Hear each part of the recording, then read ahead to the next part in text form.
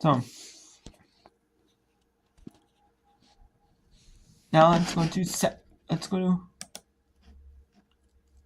Davies and Okies at Marshall here. 4.5 minutes in this one. Davies and Elkins here in the second half quarter. Davis and Elkins is 1-7 on the year, or 1-7. Marshall is 7-3, and JT is 22-19 over Dartmouth. We have semifinal number 2, Florida Tech and Cal Panoma Pitts. Panoma, excuse me, my bad. Panoma. So it's Panoma. They're in set. So let's go to, we'll go back to that in a little while, but I want to show you a little bit of basketball here to get you some other games. I'm not gonna end say women's sports. Can't treat Division 1 women's volleyball regional. Alright, it didn't matter though because that was almost over anyways before. Yeah, that was kind of in between itself, mixed around with like one Division 1 versus non-Division 1 women's basketball game featuring Incarnate Word. Defended the paint really well. Just a great input pass to Chesterfield, and that's 4 times now that play has worked out for Marshall, finding Chesterfield underneath the basket. So he gets just enough space and aggression to get to the basket. Ingram down inside Chesterfield. She'll kick it left wing. Lewis Utsi looking for her first triple. And it comes off as TD comes away with 4. That was Kylie Morris. Now they will pull down the rebound. Marshall plus 7 on the boards right now. Parker, baseline jump shot. Off the far iron. But again, rebound right down by Moore. TD back inside goes Parker. Redmond running the floor for Marshall. Tries to throw a skip pass to the left wing. Brings it out of bounds. That's the 6th turnover on Marshall.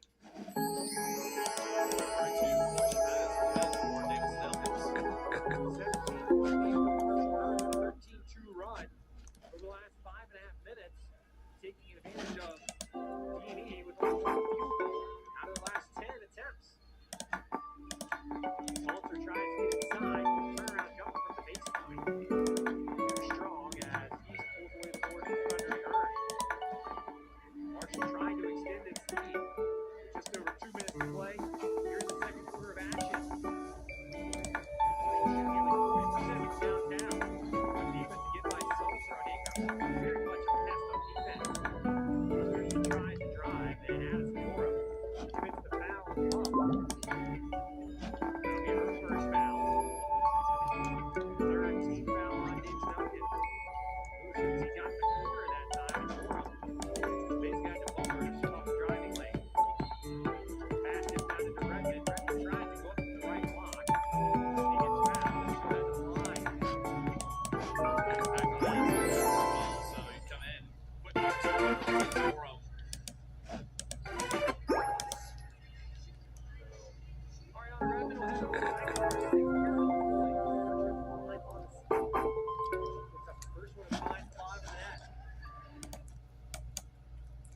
Now let's go to Dartmouth and NJT for the final minute 33. They're in both. It's going towards halftime in both the games. And then we'll go back to Washburn Franklin Pierce. Nearing about the final 16 minutes, 15-16 minutes. In that one, it'll be so yeah, we'll go to that one and get you to the final a little bit in that one.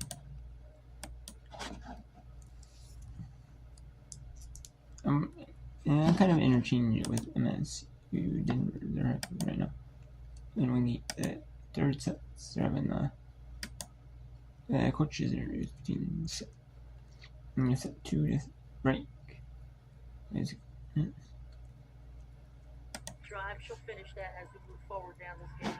5 points for Tunica, 2 of 6 from the floor. A whistle and an offensive foul. Avery O'Rourke takes the charge. I think that's a pretty good call. Looked like she dropped her shoulder and pushed off.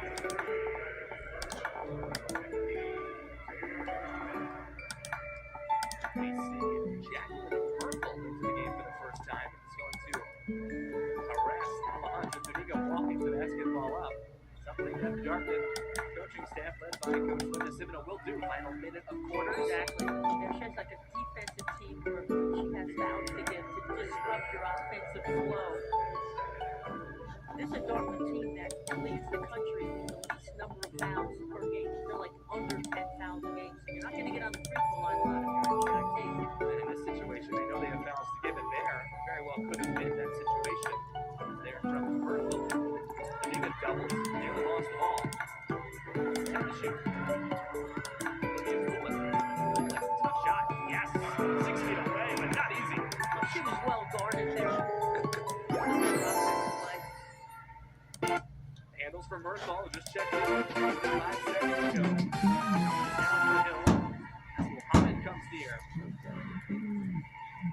seconds to play in the half. Muhammad kicks into the corner. Carson red hot in the first half. Too strong on that 3. And the final seconds nearly a tick off. And that is it. The NJT Highlanders with a 2-point lead. 26-24 for Dartmouth. Like I promised, we go back to Franklin Pierce in Washburn. The leading team in the last 15 minutes. Substitutes in college soccer. There is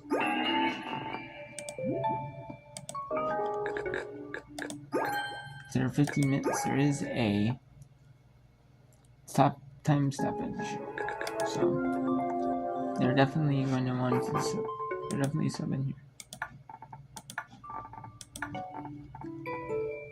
You know, it doesn't really matter to me too much for Washburn.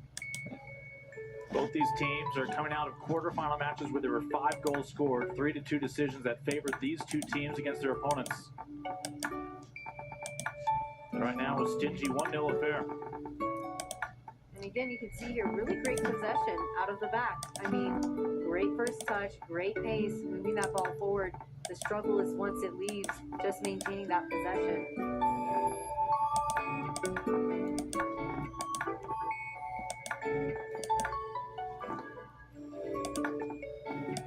Mentioned it's about 59 degrees still. I'm probably happiest for Emily, who is operating that camera up on the roof. She's doing a great job, too, of tracking this game. It makes it really easy if you are looking at the monitor. It could have been very easily some much colder days this could have been taking place on, and you have no protection from some frigid winds otherwise. Ichabod's looking for insurance, hoping to put this one away. But it's still vulnerable for an equalizer here from FPU. And FPU with 56 goals on the year, conceding just their 21st of the season here this half.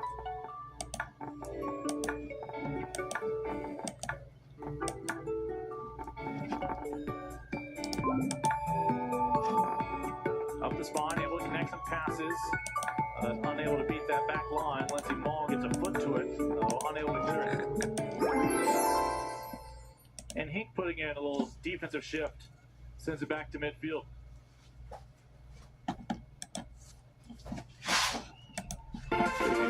Very calm demeanor.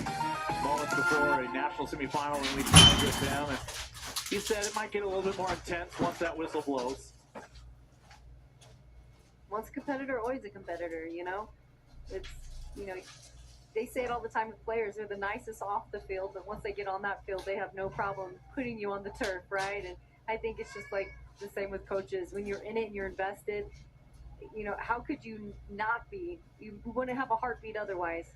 FPU has a player down right now in the attacking half. It's been that way for about a minute. Reason for the stoppage. Again, you see one of the captains for FPU, that being Huttinen. And they've got a Finnish pipeline going from Finland to New Hampshire. Kenny Hooten, the junior out of Tusala. Academic All-American, first team All-Region, 8 goals, 4 assists this year. Someone they've trusted with penalty kicks this year. Needing assistance to get back to the bench. Oh, that does not look good. And again, that turf is unforgiving. And I don't know how many times I can say it. Very unforgiving. Also a futsal national champion in Finland. That's such a hard game to play. You can be a soccer player, and that's where you really, really, I think, learn how to get out of tight spots. But you have to wear sneakers to do it. It's just not the same. And I It's a lot mentioned harder. she, Pena Eklund, among the Finnish youth national team players who have come over to become Ravens at FPU.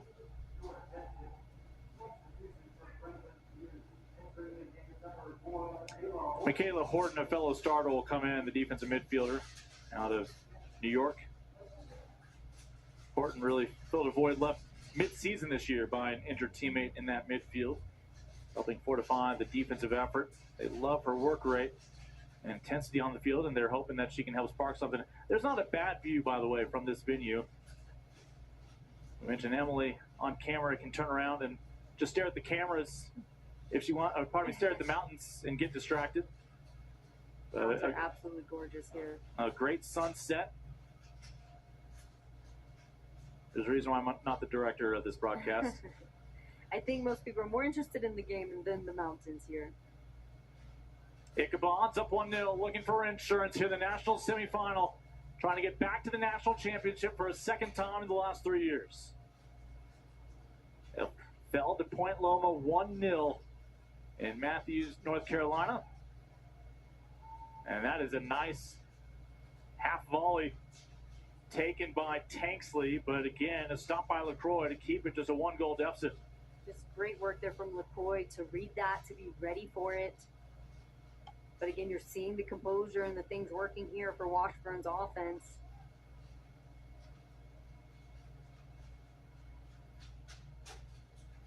Anytime Washburn is carrying that ball at the back line, things really become disorganized and chaotic. Pretty much means you got to defend a little bit higher up the field. Get your midfielders really forcing that ball wide. There's been multiple times that ball has come right down the middle, and that just really puts your back line in a tough spot. And just in the past several minutes, Washburn finally with more shots on goal in this match, 6-4 than FPU.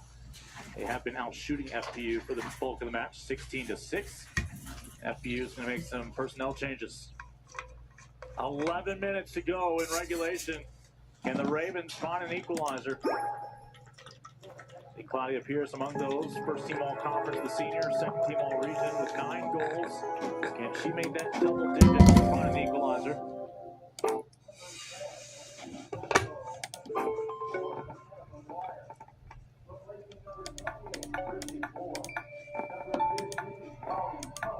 Mall able to head back to midfield. Nature of these tournaments, 2 incredible teams collide, only one of them can move on. A lot of times we see a miscue be the defining moment that one team has to live with. That's not the case here. Washburn went out and earned what at the moment would be the difference maker, and FPU has every right here to maximize these final 10 minutes, try to find an equalizer against this stingy defense out of Topeka, Kansas. Delgado, more often not, sends us a few yards into the box. Continues to do so there.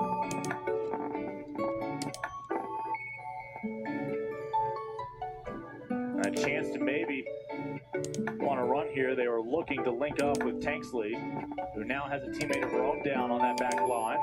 Obviously, they're not going to halt play here if FPU has a threat building. Now, a time to intervene.